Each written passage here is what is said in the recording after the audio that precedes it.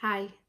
So in our exploration of power, I thought it would be really cool to just consider what is it that stops us being in and living in our power? What is it that stops us being who we really are all of the time?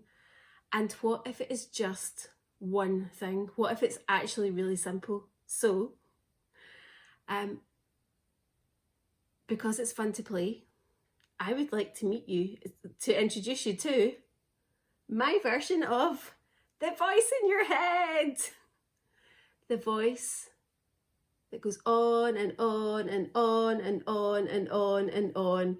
You're shit, you're crap, you can't, you're too big for your boots, you're not good enough, or you think you're better than everyone else, or everyone else is better than you. It's like you always get it wrong. It's like I don't know what to do. This is never going to work. Oh my God. It's like I'm going to die. Oh my God. It's all going to end up in disaster.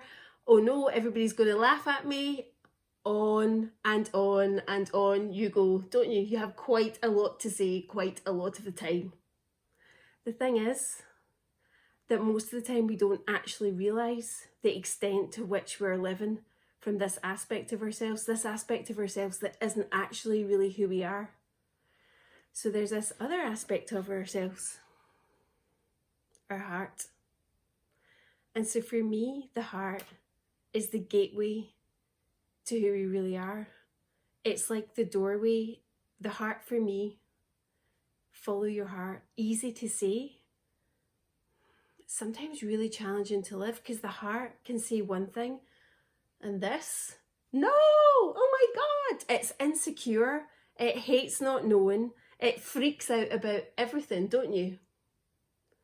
And actually, it's genuinely just quite scared. And I know I'm making fun, but the thing is, we all have this ego, and we're always going to have an ego. An ego is what gives us an experience of thinking that we're an individual on planet Earth. And so it's not that we're trying to get rid of this ego. It's that actually it's around this 3-year-old not driving the bus. Because when the 3-year-old is driving the bus, our lives feel like chaos and shit. When the wise part is driving the bus, it feels completely different. So what my hope is, the more we go through this journey, the more that you will begin to recognize that voice of the ego, where often as soon as you notice it's one thing, it flips into something else. So he was getting a bit excited. He's losing his hair. It's quite creative, isn't it? A creative puppet for the ego. So I guess ultimately the choice is ego or heart. Here is where the real power is. There's no power here. Is there? And the thing is, the ego knows that.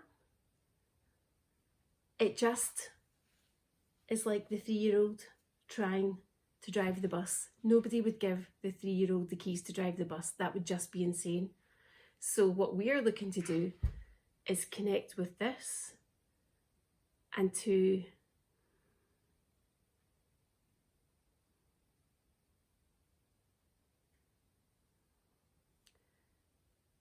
practice following our heart, to practice more and more following our heart, and we're never going to get it done. But this is the fun and this is the adventure. So that's the invitation. This or this.